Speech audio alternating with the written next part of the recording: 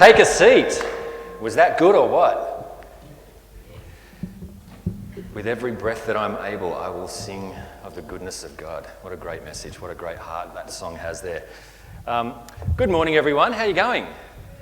I'm Gavin, if you haven't met me before, and I'm married to Natalie, and she is punching way above her weight, obviously.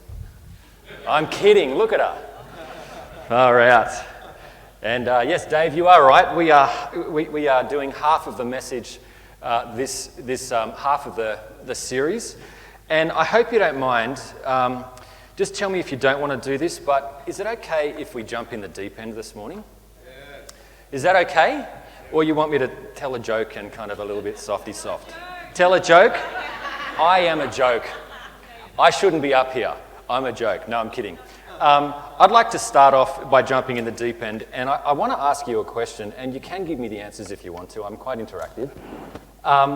What do you think people feel, newcomers, when they walk into any church? Scared? Apprehensive? Curious? Great. Alone. That's a beautiful one. Scared, apprehensive, alone, curious. Anybody else? Perplexed? Yeah? Was there one over here? Overwhelmed. This is a good list, and I know that the list can go on and on and on. This is what people experience when they walk into churches, and it's not the church's fault, I would say, maybe not. I feel that. I've been a Christian for more than half of my life, and I walk into some churches or I meet some Christians, and I am scared and apprehensive, curious, perplexed, nervous sometimes, and I don't know what to expect. For years I've worked outside of the church. I've worked inside of the church as well for some chunk of my life, but I've worked outside of the church as well. And to have conversations with people about what they think of God and what they think of the church brings mostly negative answers. People feel like if they walk into the church, they're going to, whether they're judged or not, they feel like they're going to be judged. They feel like they're going to be told, or at least feel like they're not doing enough for God. I feel that a lot when I walk into the church, some churches. Sometimes this church, they feel like, and I feel like sometimes, I'm not doing enough. And the truth is, I'm probably not doing enough for God in my day-to-day life, if I'm to be honest. Over the last 3 weeks, we've been dealing with a verse that can have the potential to make people feel like they're not doing enough. I'm really bad at this. Are you? I'm bad at giving all of my heart to God. I'm really bad at giving all of my soul to God. I don't even know how to do that. Nat preached a message 2 weeks ago, about having a broken soul and about how Jesus is the one that can make us whole. And I am not whole. I loved your message last week, Brett, where you talked about having you talked about a lot of stuff, and it was so raw and it was so real, and it hit me hard in that seat, and I could not move. And I think that everybody felt that you couldn't hear a pin drop on metal, could you, when you were here, because the Holy Spirit was here. And I'm really bad at that. My brain goes all over the place all the time. And the first week when Dave spoke about how to love God with all of our hearts, yeah, I'm bad at that too. Are you? Probably, if we're to be honest. And Dave was really intimate and really open, and said that he himself, and he rattled off a really extensive list at the end of it, where he said that he has lots of fear inside of him, and I do too, and you probably do too, or you could be a perfect Christian and you don't. But he rattled off this list of things that he has in his heart that he's scared of, and he covers it with excuses. Do you know what that feels like? To cover the fear inside of you with excuses. I know God wants me to do this, but I can't do that because I'm a dad of 5 kids and I've got to make their breakfast. Right? I can't do this because I'm really tired. And if I'm honest, most days I am exhausted just from life alone. Exhausted with kids, exhausted when Nat and I sit down at the end of every night and I want to talk and be open and be real and just let the love of God into my family. And I'm the spiritual head and I'm really bad at that. I have to be honest with you. I am so bad at this verse. And it is easy to come to this verse and feel that. And you probably feel a little bit of that too. Over the last 3 weeks and today, you might feel like, I'm not doing enough. The Bible said that this verse says, love the Lord, you must love the Lord your God with all of your heart, with all of your soul, with all of your mind. And today I'm talking about all of your strength. Some days I feel exhausted and I can't do that. My all might be that much of me. Does anyone feel like that too? Yep. And the last 3 weeks, when we've jumped into this verses of church, one thing is so clear from Nat's message, from Dave's message, and from Brett's message, is that you cannot come to this verse without feeling at least a little bit scared and most certainly vulnerable. Because it shows you, it puts a mirror up against you and says, all your heart? And if I'm a non-Christian walking in here today, and someone says, you've got to love God with all your heart, I would feel bad. It is very hard to preach this message without accidentally stepping into a steaming pile of religion. We hate religion, don't we? The religious attitude. You have to, must, love the Lord your God with all your heart. You must love him with your soul. You must love him with your mind. It is impossible to do that, I feel. But I'm probably wrong. But the Bible tells me that I should. So let's talk about the word love. The word love in this verse is agape love. And you've heard that word before, agape. And this verse, I think, is around 140 times in the New Testament. Love. It's a social love. It's not a romantic love that I have with Nat. It's a social love.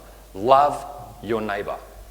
And the word is mostly used in the place of welcoming people.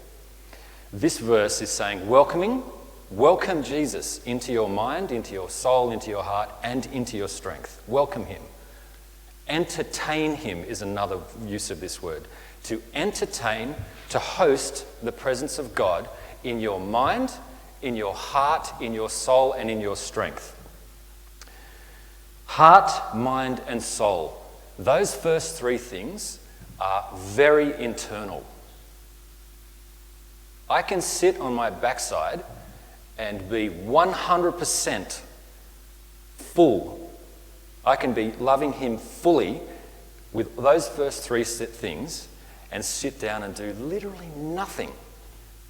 I can do that. I do that when I'm worshipping God out the back there.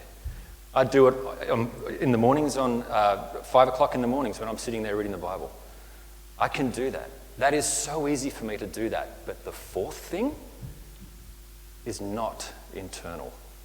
The 4th thing there, without all of our strength, in the Bible, this word strength is with our ability, outward ability to love God, with our force, and I like this one, with our might, and I love this one, with the power over external things. Whatever you are doing in your day, wherever you work, whatever family you have, whatever coffee shop you're at, love him externally.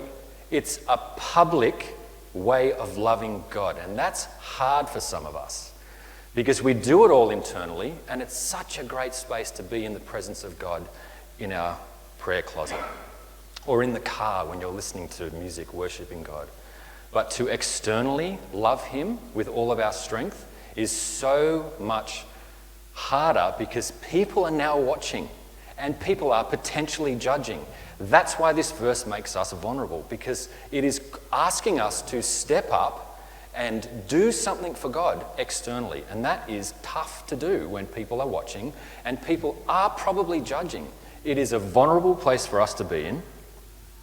And I want to ask you this. How can we actually use all of our life, all of our strength to love God? How can we do it? In our own strength, we can't. I can't. I've been a Christian for a long time. I can't do this with all that I am. I can't. I've tried in all of my strength and I'm a fool and I make a mess. I make a mess at my marriage. I make a mess at my kids. I make a mess at my work if I try and do this in my own strength. Do you? Or am I just the terrible person up the front here? Because this is a hard place for me to be in. Brett, so open last week. Dave, so open 3 weeks ago. Nat, so open. So vulnerable, so inspiring. The last 3 weeks have been hard for me to walk out there and have a coffee because I've been messed up. And I don't want to say, hey bro, how's it going? What's news? How's work? How good was the last Star Wars episode? My gosh. Andor, so cool, so gritty, so lovely. While internally I'm going, I am so bad at giving God my heart, my mind, my soul. I'm so bad at it. Getting in the car, okay kids, let's go and have lunch. In the front seat of the car while the kids are fighting in the back seat and Nat's going, let's go and get a coffee. What do you want to do today? I'm just like internally going, I'm a bad Christian. We can't do it in our own strength. There is only one way that we can sustainably do this. And we've sung about it today, and we'll sing about it later. And it is the love of God. Can I tell you one of my favourite stories in the Bible? Let me move this out of the way because I like to tell stories. And it's a bit weird that Hugo's up the back there now because I'm going to mention him in a minute. Every night when I do bedtimes, I take too long to do the bedtimes. Nat's sitting out on the lounge just waiting. Come on, she's done all her rounds with the kids, and then I go in and have a chat and have a pray and whatever. Sometimes pray. But a little while ago, I was sitting on Hugo's bed, and we were talking about Minecraft or something, mate, weren't we? And he just said to me, completely devoid of what we were actually talking about, he said, Daddy, can you teach me how to fall in love with Jesus? Isn't that a question? I nearly fell off his bed. I nearly burst into tears because I realised that no, I can't teach you how to love Jesus. But what a beautiful, intimate, lovely question from a little guy who just goes, I want to fall in love with Jesus. I can't teach him how to do that, but I can expose him to the person and the heart of Jesus and pray that he is drawn to Jesus. The story I want to tell you today is from the New Testament, and it's about the woman at the well. Does anybody know this story? I'm going to tell it again, I'm sorry, if you don't know this story. Just to before we start into it, to pick up where I want to jump in, I just want to give you a little bit of history. 721 BC, the northern kingdom of Israel, I'm just going to paint a visual map because I'm super visual. The northern kingdom was exiled by the Assyrians. They came in, took the Jews away. But there were a few people left. In 531, I think, 531 BC, the southern kingdom, Judea, the same thing happened. People were exiled, this time into Babylon, and a few people were left, right? In the northern and southern kingdom, those people that were left, they intermarried with the occupying force. They had babies. They enjoyed the culture. They still worshipped the 5 books of the Bible, the 5 first books of the Bible. They still did that, and they found a mountain that was their new holy mountain. Not Jerusalem anymore, but this holy mountain. And they would go there and they would worship God, kind of, mostly, and they thought they were doing the right thing. Then, About 200 years later, the exiles came back into these two kingdoms, and the Samaritan people were the ones that were intermingling. These were the ones that had babies, who adopted culture, and it was hard for them not to do that. They stayed there. We don't fully know why some of them stayed there. We can assume maybe some of them were valuable to the occupying force, so they got all the useless people out and sent them over, and the other ones that were left, we're going to use your gifts and your talents. And these people intermarried and had kids. So when these pure Jews came back, they looked at the Samaritan people and just went, "You compromised who you are. You compromised our faith. So we're not fully accepting you. In fact, we don't like you." And then Nehemiah tried to rebuild Jerusalem, and these half-Jews actually resisted Nehemiah rebuilding Jerusalem. So that was a real problem, because the pure Jews and the half-breeds were fighting to bring back the true God, to bring back true. So the people who came back, they were listening to the prophets. They had the Old Testament like we have it now, but the Samaritans, they didn't. In the Jews' minds, they had a half understanding, and they were half-breed Jews. So most Jews tried to avoid that space. Now we come into the story of the woman at the well. Jesus is down in Judea. His disciples are baptizing people, and the Pharisees are getting a little funny about that. So Jesus goes, "You know what? Let's go back to Jerusalem. Let's go back up to Galilee." Most Jews would cross over the Jordan and avoid Samaria and go into Galilee that way. Most Jews would deliberately take an extra half day's walk so that they wouldn't have to walk through the scungy part of town, the Samaritan part of town. Not Jesus. Jesus goes and walks straight through the guts of Samaria.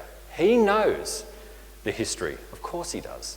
He knows the history of the Samaritan people, and he chooses to deliberately take his disciples straight through the scungy part of town. And then we come into verse 4. Now he had to go through Samaria. This is Jesus and his disciples.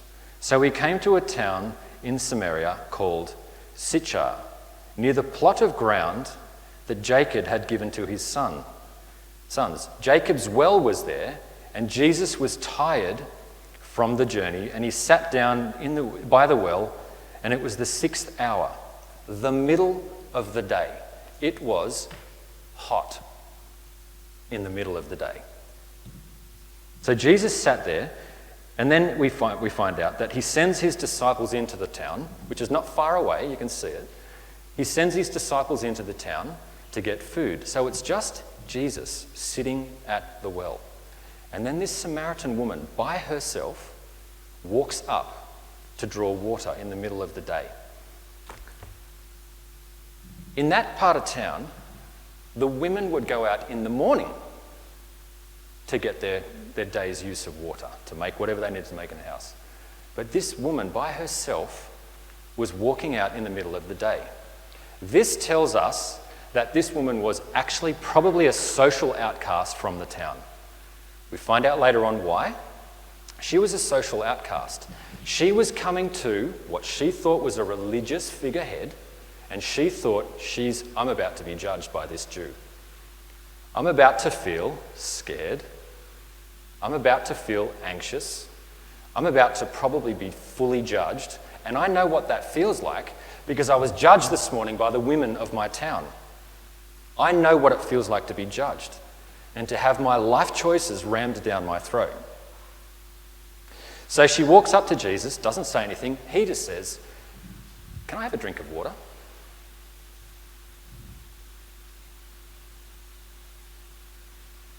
She says to him, "You're a Jew, and I'm a Samaritan woman. How do you ask me for water?"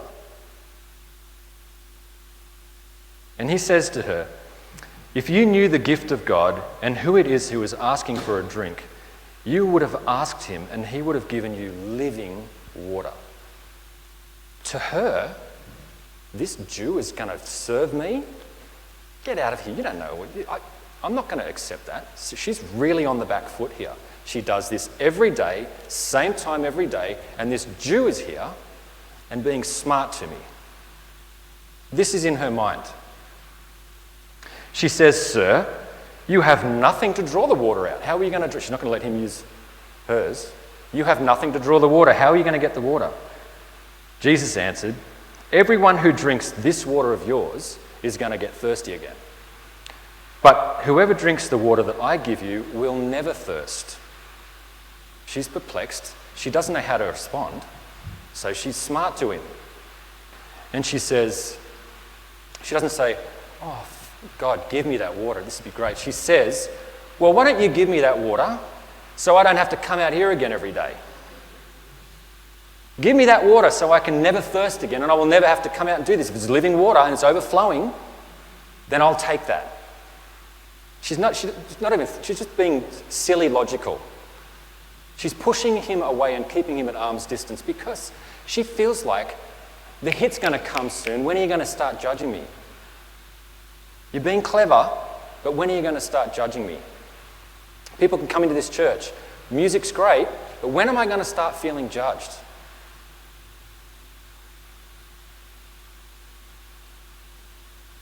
Jesus says,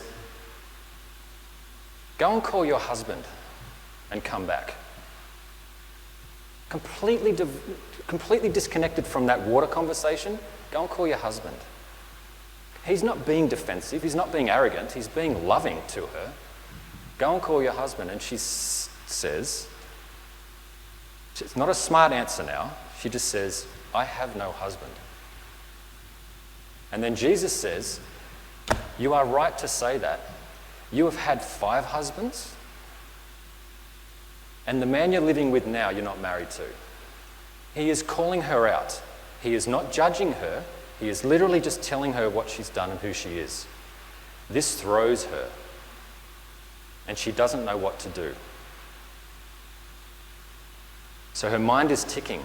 What do I do now? And she says to him, "Sir." She doesn't call him teacher, which is a disrespect to him. She says, "Sir, I know that the people in our past worshipped on this mountain over here, and they still do now. But you Jews say that there's only one place to worship, and that's in Jerusalem. What do you say about that?"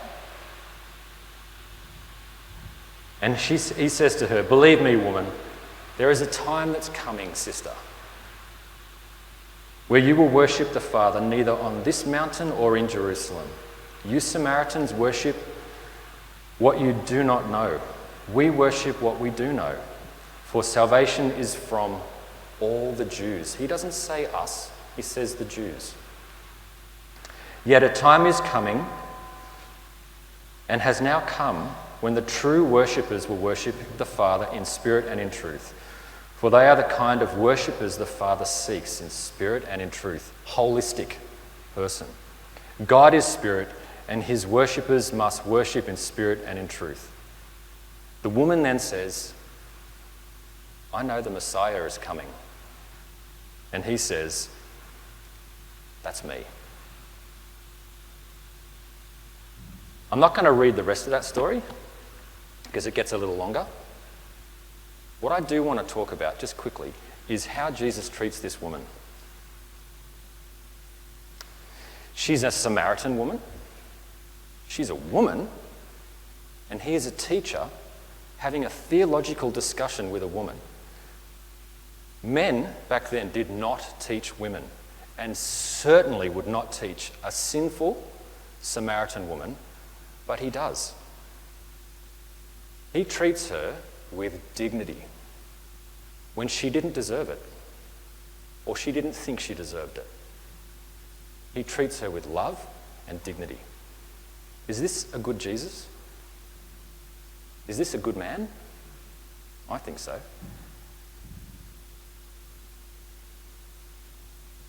He treats her with love, and she's so defensive at first, and then how he speaks to her, how he treats her, softens her heart and gives her hope that maybe I don't have to go back to the life that I was living. maybe I'm not dirty. Maybe my mind is not so, maybe I can have a moment in my life where my mind is not so scared that I'm going to be judged, where my heart is broken again by another man. Maybe my future doesn't have to be my past.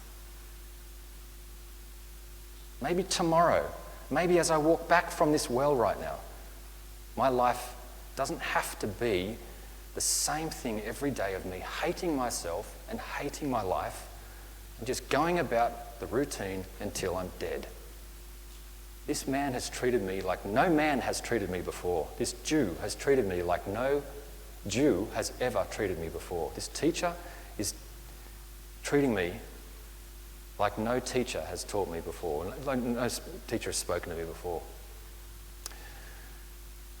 Dignity and decency is how he treats her. Now, I want to ask you a question that I ask Hugo or the kids when I tell them a story about who Jesus is and what he does.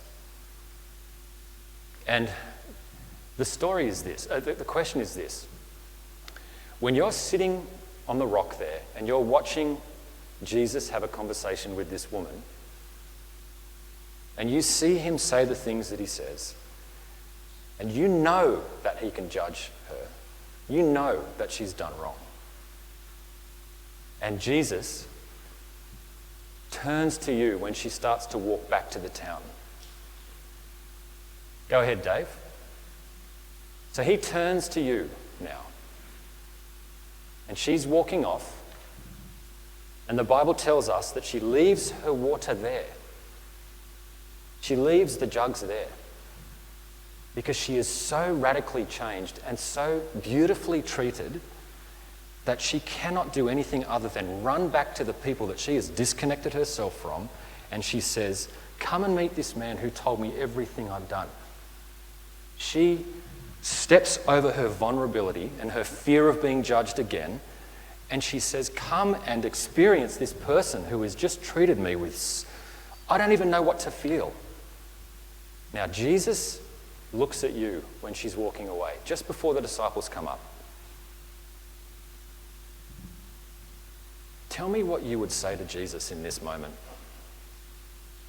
And if you want to share with me, go ahead. What would you say to Jesus after watching him do what he did to this woman?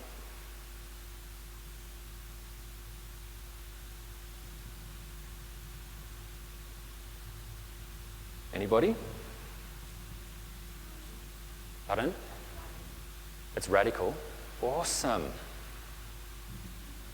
Yeah, that was awesome. How do I get the living water as well? You'd ask him for the living water. Me too. You would want what he has. Pardon?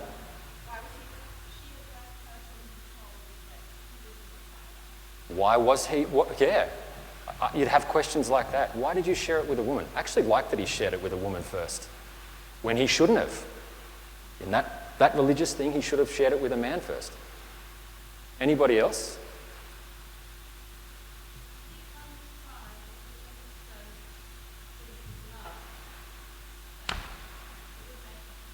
You would cry because you would see his love and how he treated people. It's a really intimate question, and I'm sorry I've put you in that position. No, I'm not. I'm not sorry. That's beautiful. I can't teach Hugo how to fall in love with Jesus, but I can expose him to the person of Jesus. Love, like that, an emotional experience with that man, by reading the stories in the Bible, will give you the one key to be able to love him with as much as you can of yourself, with your heart, mind, soul, and strength. That's not religion. She didn't jump through a bunch of hoops to make him love her. She ran to tell people about the love of God. That changed her. That gave her the strength to love him in return. Does that make sense?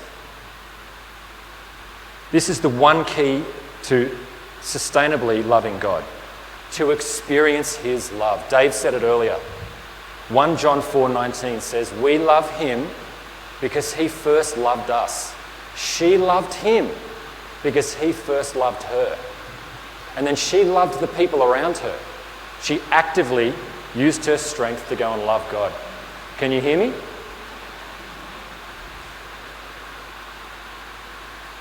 We come to Jesus, we're finishing our series today. We come to Jesus with our broken hearts, with our fractured souls, and with our clouded minds. And he treats us with dignity, and he gives us rest in his presence. We're all broken, but in him we are already whole, and we are working out that growth into becoming the full measure of who we are. When we have that ever-deepening experience with his love, our heart, mind, soul naturally becomes drawn to him and drawn to do the things that he is asking us to do.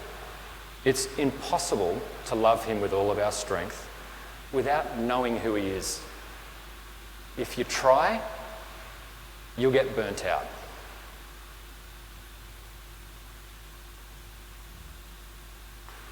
Dave said excuses, he talked about excuses that cover up justified fears. We can trust this guy.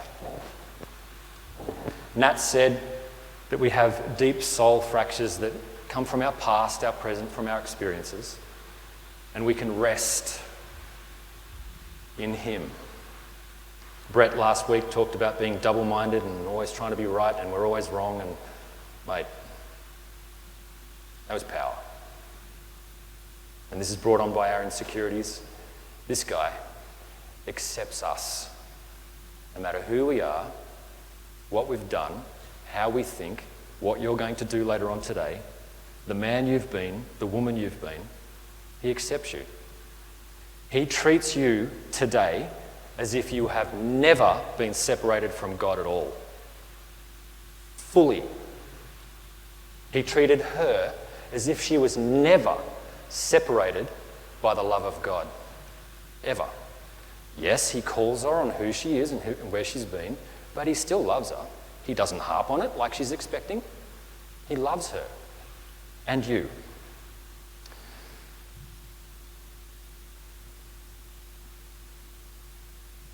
Folks, trying to jump through all these hoops, trying to be all of this, is just, without God, is religion. And we're not religious people. The global church is in a season at the moment where God is breaking off things that are stopping us from being the full measure of who we are. Standing up and being strong and solid and not bashed over by our thoughts, by our hearts, by our soul struggles, and by our laziness to sit on our butts. God is breaking those things off. Are you here for it? I am. Most days. And I come back to it and I say, I'm bad at that. But as a church, we can be in a space where this guy knows how we feel in our heart, in our mind, how we feel in our soul, and how we feel nervous to step out. And he loves us regardless. And stepping out in it, going through it, is messy. And you're probably going to get messed up if you do step into that place with Jesus. But it is worth it because he knows who you really are, even if you've had 5 husbands and you're working on your 5th or 6th. He knows. His love can break generational curses that are up in here and in here. His love can do that. And he's gentle about it. He's lovely about it. He's cheeky about it. You like water? I'll give you living water. And we can come to him. Maybe over the last 3 weeks, you have sat there and you've heard the 3 guys speak, and you're like, excuses. You don't know what you're talking about. You yourself said you don't know what you're talking about. Like she did. Threw it in his face. But he still stands there and he looks into your heart and he says, I still love you. You could do anything. Still love you. You could think anything, and you do, and I know you do. Still love you. You could treat your family bad. You could be a terrible father and husband. You could be a terrible mother and wife. And I know what you've done. But I still love you. And you can still change. You can still grow. You can still experience my heart, my love. And a revelation of that guy like that will fill your heart. It'll fill your soul. It'll quiet your mind. And it'll give you the strength to stand up and take a few steps publicly with the love of God. Is that all right? I don't know how to land this, by the way. I'm just talking for a while. He's a good man, isn't he? My encouragement for you is to read the Bible. Read the stories of Jesus. Okay? Read one story of Jesus tonight or tomorrow. One story.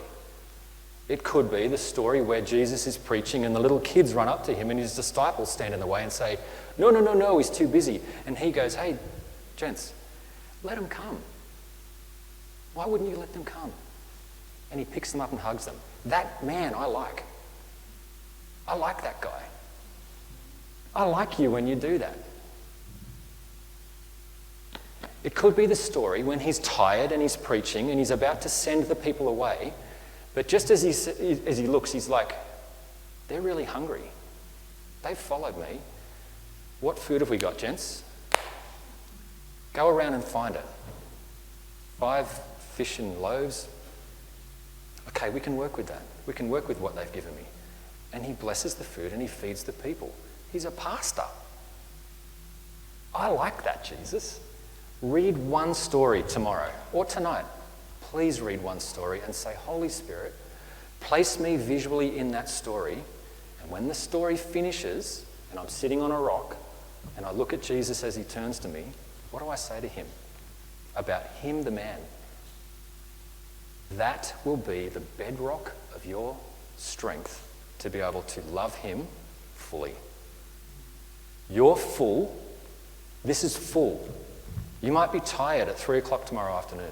Your full might be that much. That's fine, because he can take that. You might wake up in the morning at 5 o'clock in the morning and your full might be massive with a bit of coffee in there. That's great, because he'll take what you give him and he'll speak to you in that. Is that all right? Can I pray for everyone? Is that all right? Sorry, Dave, am I stepping out of the dark here if I pray on the floor? Father, Jesus, we thank you that you are a good man. We thank you that you gave us stories in the Bible that showed your love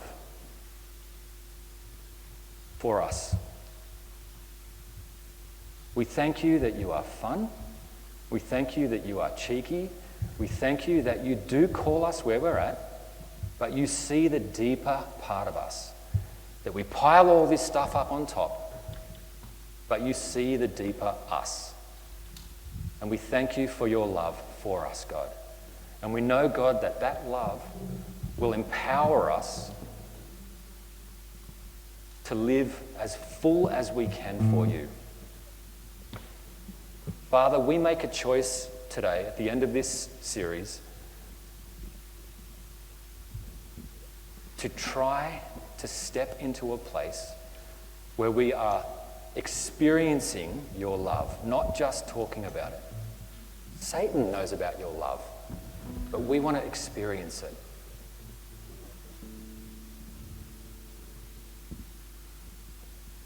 Jesus, touch our hearts now as we sit here and pray and as we stand and worship.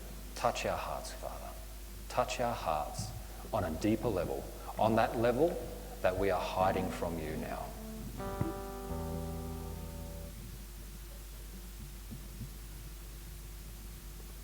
Amen.